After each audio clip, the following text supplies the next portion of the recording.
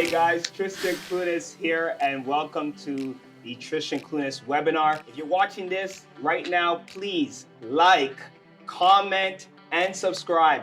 Comment, please. If you have any topics that you want to talk about, of course, we talk about all things real estate here. We've had a real estate lawyer on our show before. We've had actually your brother, funny enough, the vice president of LePage signature, very first episode. He killed it. He did it on new construction. We spoke about, what else did we talk about? We talked about, first-time buyers, how to get started, your first steps to becoming a first-time buyer, which was a great episode. And this one is very, very, very special to me.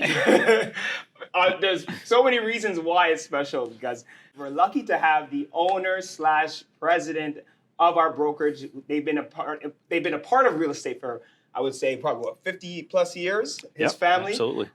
Chris Slightham, thank you so much. Happy to be here. I wish we had like class. If I had a crowd in the back, we have one person that's like waving. Yeah, we need like a round of applause. I'd be worried. I'd be stressed. I thank you so very much for doing this. He's a busy guy, as you can imagine, running a brokerage. We have 3 offices. I've been here for 8 years. So I started actually in 2014 with this brokerage. I started real estate in 2012, so I'm in my 10th year, yay. And since I've been here, it's been just home, to be honest with you. I appreciate that. Literally, even though we are obviously a big brokerage, you always find the time for your agents. You always find the time to answer any questions and to teach us about what's going on. So I'm happy, very, very happy to have you here today. I'm happy to be here. Thank you so much. Super excited. Awesome. So one of the things, of course, that's going on right now in our real estate, our market's crazy for one. Yes. To say the least. Yes, yeah. Exactly. Yeah. One of the things I want to get started with and talk about was what's going on. Pretty much, people are worried. They think that the market is crashing. Hey, Tristan, is the market crashing? Because we're seeing a shift. We've seen it go crazy numbers. And then now in certain areas, we're seeing it kind of soften a bit. Yeah. Houses are staying on the market a little longer. Yeah. So I really want to do this webinar on that, on the market, kind of give an overview of what's going on. For sure. Even in the past, go back a few years to see what was going on before. And then pandemic, and then what's going on now. So great. Yeah. How are you anyway? I'm good. I'm great. Clearly you are too. I'm doing awesome. Yeah, that's awesome. Yeah, Love the energy. Thank you. As always. Yes. And great questions. And I agree. It's on everybody's mind, right? Whenever there's change in the market, whether it's up or down, people have questions. And I think that's awesome. And I think it's great that you take the time to do this kind of thing to help people understand, because as you know, as we work together, the one thing we want to do is just educate people, is help them make really good decisions about real estate, whether it's buy, sell, rent, invest, just have good quality information. And that's what you're doing for all your clients and anybody else out there who wants to watch and listen. So congrats on that. Awesome. Thank you. And I mean, you guys are leading by example. We do weekly meetings, actually twice a week, where we meet together as a brokerage, and it's just via Zoom, and we go over the market. We go over what can you do better in business, everything. They have guest speakers, so we really do get a lot of, this is a shameless plug for our brokerage. I appreciate any other agent, it's just what it is. Any other agents that are watching right now, which I know there are, LePage signature is where to be. Anyways, that's awesome. Thank you. So let's get right into it. As I said, you guys started, you've been in real estate for, I think, your family for over 50 years. That's right. I really want to get started in, you know what? I'll give you the questions that I was going to surprise you at first, but I'm just going to knock them out. Yeah, I was going to surprise you, but you know what? Let's just knock it out. I'm good. The first one, and I'm just going to kind of do an overview. The first one is, how did you get started in real estate? So how did you and your family, how did you guys get started? Sure. I want to know how has the market been in the Greater Toronto area for the past 50 years? Yeah. So kind of just giving like a pass. Yeah. I want to work it where you get pass, and then pre-pandemic. Yes. Yeah. What has happened over the pandemic to our market, our real estate market, and then what's going on right now. Sure. Right. And then we're going to answer the final question, which is our real estate market crashing? We want to know if you have the crystal ball. We'll look into the future. Yeah, absolutely. No, that's great. So I won't bore you with too much of the history, but my great-grandfather started in the construction industry. Awesome. And they were bricklayers originally, started building homes, and did that all through really the 50s and 60s. Nice. And then in the mid 60s, my grandfather and my father started a real estate brokerage, small brokerage in Don Mills. And it's grown from there ever since. So here we are in 2022, and still family owned and operated, and it's grown a lot in that time period. Nice. We've seen the city has grown, exponentially, Right. which we'll probably touch on a little bit in our conversation, is the recent growth and the continued future growth we're going to see. It's been an exciting time, and I was one of those kids who followed his dad to the office on the weekends, and when I was little, and I always knew that I wanted to kind of be in this business. It was interesting to me, Right. And I followed that passion, and here I am today, and excited to work with my brother and everybody that we have, in the organization. We're super passionate about real estate. It's been very good to us, real Nice. estate, and it can be great for everybody. If they get, take the time to educate themselves. And that's what I said earlier, what we love doing. We love talking about the market and helping people understand it better. And I think it's such an exciting, and we live in an amazing place. Like, Right. we're so lucky by fluke or luck or fate or whatever it might be that we're in the GTA, Right. this amazing market that's growing at a crazy pace. But over the last 40 years or so that we've tracked the data, real estate on average increases about just under 7% a year on average. So, and now there's highs and lows, Right. Just throughout like that any time other- period, yeah, like anything 100%, else, right? sure. The chart isn't a straight line. It's kind of got some bumps and Right. roller coaster rides along Right. the way. We've been through some bad ones. But really, if you take the long view of real estate, which is our mantra, is, we can talk about what's going on today, but it really the way we want to talk about is what's the future going to look like 5, 10, 15, 20 years down the road, because that's the way we look at owning real estate and investing in real estate. And that's how you've been investing even for yourself and for your family? Absolutely. Yeah. We rarely, if ever, sell anything. We're big fans of buy and hold.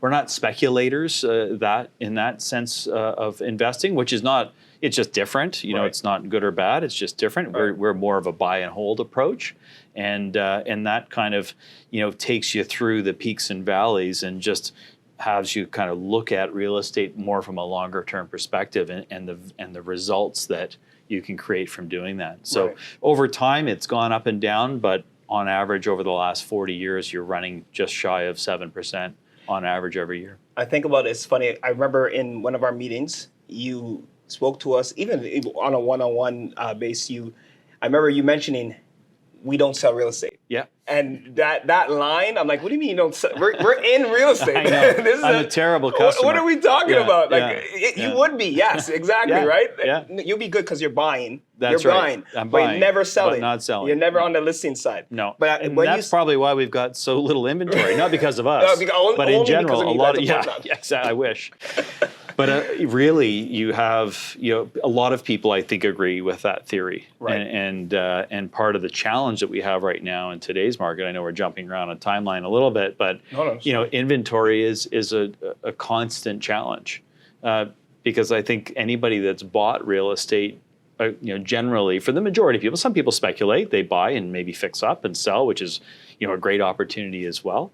But a lot of people do buy and hold. Right. And that's why, one of the reasons why, we're probably short on inventory. Right. And it's funny, when you said that, it didn't really clue in at the time, because I'm just like, what do you mean? So I remember even in my situation, when my wife and I, we got into real estate, we bought our place, and we probably could have kept it at the time, but we sold it, we bought something else, and we did the whole shebang. Yeah. But I remember 3-4 months later, it went for like $300,000, or a house like that went for like $300,000-$400,000 more.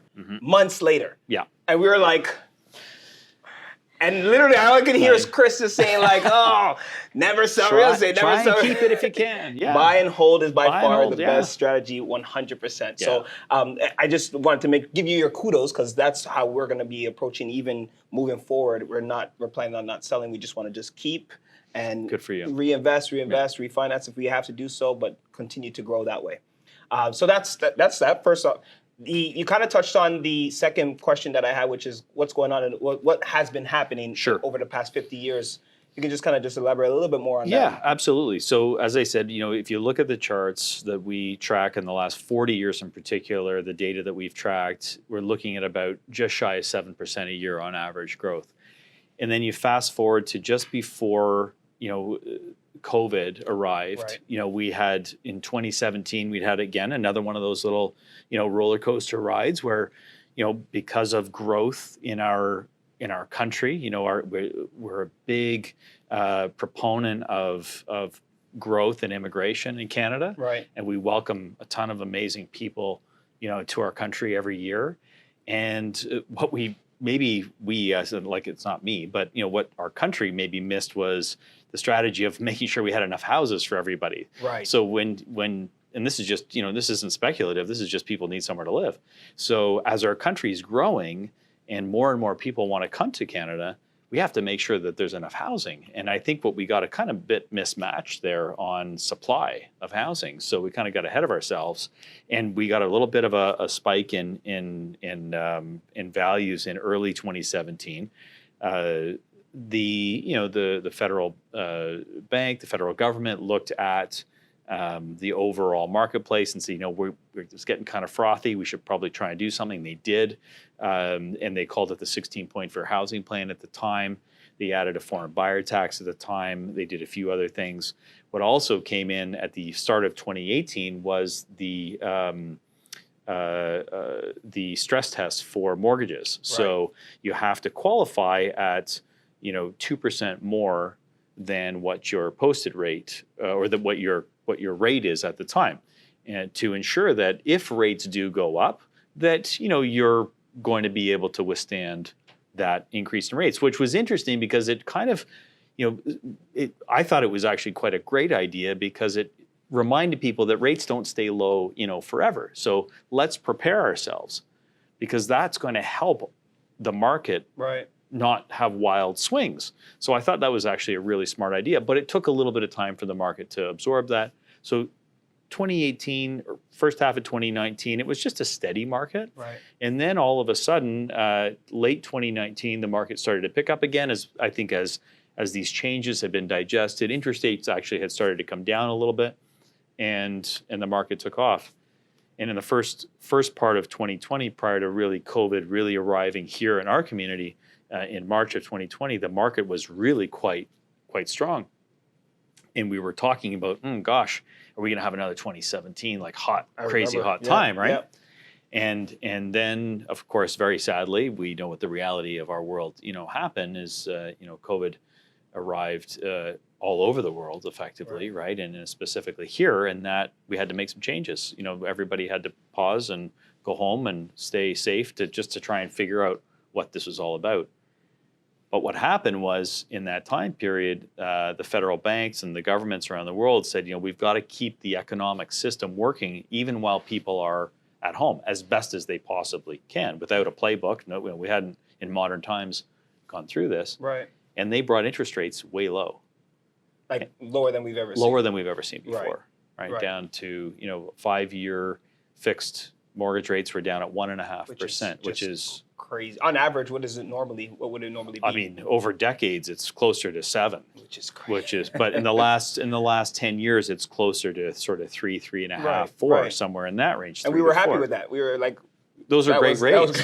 So you can imagine it down at 1.5, and of course, with all the strategies that were implemented during the toughest times of COVID,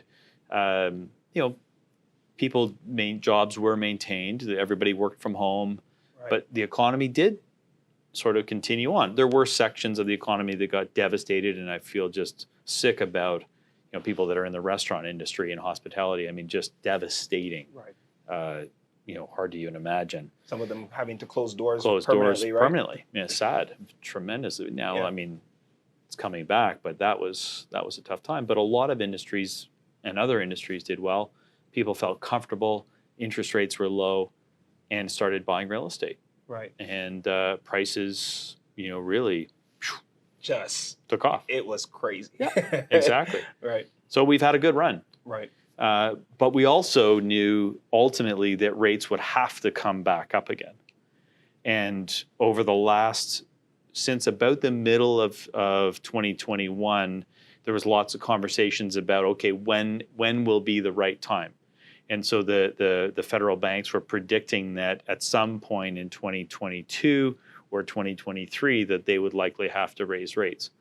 And I think they actually initially thought it would be late 2022 or early 2023. That's what we were. I remember in our meetings, that's what we were hoping for. Well, not hoping for, but I think that's what they were predicting. Yeah, exactly. And what happened was inflation's kind of got ahead of us, right? And so they've had to advance their program a little bit, and now they've started raising rates. So as interest rates go up, the cost of borrowing obviously goes up, and that can affect people's budgets. And so it's a natural thing for real estate values to kind of, at the very least, take a pause from rising. And in areas where there's been extreme acceleration in a short period of time, I always say, when the chart kind of takes off like a rocket, you have to say, okay, there's going to be more sensitivity to prices in the near term. Right. And that's what's likely going to play out now. Now, people still need houses. They do. And right today, this week, we have multiple offers. We do. On properties. Yep. Because buyers, it's not like people don't need a house anymore. We've got lots of people that need houses. We touched on just briefly earlier about immigration.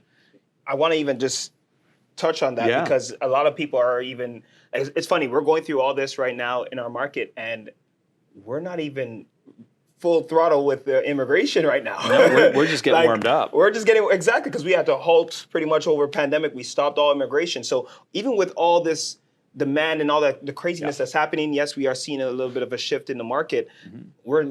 People need to consider the fact that we don't even have immigration fully fully going, essentially. That's right. I'm thinking there's about I think they said there's 2 million people coming into Canada within the next 5 years, I think. That's correct. Those lines. Yeah. So, I mean, those people all need homes. They all need homes. They may not buy right then and there. I think there was a study that LePage did where I think within 2 years they're purchasing homes. That's right. But 75% of them have their down payment already saved up. That's right. Just crazy. Absolutely. Right. So people are coming they need somewhere to live. So from an investor standpoint, there's lots of people that are going to rent. Right. And from an end user, they're people are coming to live here. They're coming to establish their life here in Canada. And so, when you're inviting 2 million people in 5 years to join our country, which only has 35 million people as it is, that's a major influx. Yes. And we're already short inventory. We're short inventory. We can't build fast enough to support that, to provide housing. Right. So that factor will keep prices up as well, and the fact that people just people need somewhere to live that are already here. Right. So that's where I think we're going to see, as much as we're going to see a natural pullback, that I think we all have to. Nobody thought otherwise, because we knew that interest rates weren't going to stay at 1.5% forever. No, just unsustainable. They were. It was designed to go to that level for a purpose during a very scary time. Right. And now it's coming back to a more normal level. It's not something that we have to be afraid of. This is natural. When an economy is growing and is strong, rates start to go up. So that's actually a good indication that we've got a very healthy economy. Right. And it's back to growing again. Restaurants are opening. People are traveling. Yeah. A friend of mine was just at the airport the other day, and they called me and said, "Oh my goodness, you wouldn't believe how busy the airport is." Right. So this is all good news. Great signs. Yeah. Right. Yeah. And I mean, we're all complaining about traffic again, right? But that's all good news stuff, right? So these are signs that things are growing, and this is where we see that real estate, although there's going to be pockets that as we just talked about, that have accelerated quickly, that naturally will pull back for a period of time, but then they again find their footing and start to grow again. But it comes back to a point I made earlier that you really do have to view real estate on a long Right. long term, right? So we get stuck in the moment. We're like, oh my gosh, what's going to happen? What's going to happen? Well, I get it. If you're buying something, nobody wants to hear that it's going to be cheaper tomorrow than what you paid for it today. The news knows what they're doing, right? The media will push it and make Absolutely. it feel like, oh my gosh, my house is worth $10 now. It was Yeah. $1 million yesterday. Now it's only worth 15. Like, right? Like, I mean, prices today are still up 15% over last year. right. Which is still 15%. insane. And It's you a said the lot of average is money. 7% Yeah, for the past however exactly. many years, right? So, yeah. we're in a good place, Right. And I think that we're going to, with real estate, as long as you take that long view, You'll be good. it's going to be a great result, right? Do you foresee it? So I remember 2016. I remember 2017. I remember when the 16-point housing plan came Yes. out, and I remember when the market made a shift, and it wasn't like an immediate. It took about a year or so for things to rev back up. Do you foresee that happening, like in terms of it being like a year or how? Yeah. Like, I know I'm looking for your crystal ball here. Yeah, absolutely, and it is, and I know because we get asked it every day, right? That's the number one question, right? Single Really, day. is it where continue are prices to go going? down? Where are prices going? Yeah. So it's a great question, and I think it's probably still early to tell. Okay, fair enough. Because we don't really know exactly how many rate increases yet. They're predicting another 50 basis points in June, and then we'll see what happens after that. So I think that we have to kind of get through before we can, say, I think it'll take 12 or 18 months. But I think usually it takes 12 or 18 months to really to kind of find its footing. I see. Okay. Usually. And that's just historical. That's just how it works. That's just right? how the world works, right? Right. That again, it doesn't go up in a straight line. We're going to have these ebbs and flows along the way, and it usually takes that 12 or 18 months to kind of find its way. And when's the bottom going to be? Well, again, it's impossible to say. Right, it's impossible Unless to you say. have the actual crystal ball, there's no way for you to know that. But I will say is if speculating in real estate is difficult. Right. But buying and holding, you're good. That's the moral of the story. To be honest with you, that's kind of where I wanted it to go, and I know because he taught me, I know that it was going to go that way. At the end of the day, no matter, and I get this question a lot, and you probably hear it from other agents as well. No matter what's going on, we can be up, we can be down in real estate. If you hold it and you have a long-term view of real estate, you will win. That is it. That's it. It doesn't matter what's going on. It only affects you if you're obviously selling or buying in those markets. But if you have a property, you bought it, and you're looking to hold on to it long-term, and you will be good. Over the past 50-plus years, as you said, it's been going up 7%. Even with the ups and downs, consistently going up 7% on average. On average. That's it. So real estate is the best strategy by far. You can speculate in real estate if you want to flip, if you want to get into other ways, sure, you can definitely do that.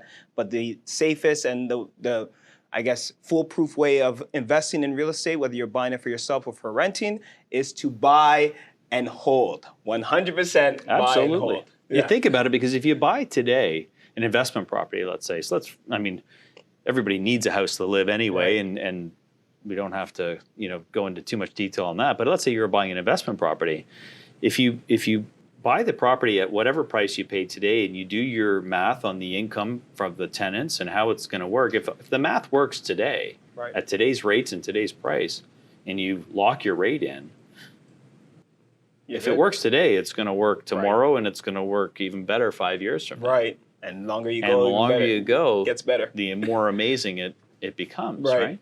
And if you're buying a house for yourself, like arguably everybody needs somewhere to live, right? So if you're just looking to just say, well, I need somewhere for my family, or I'm downsizing because the kids have grown up, or the family's growing because we're having more kids, whatever it might be, right? Sure. both ways.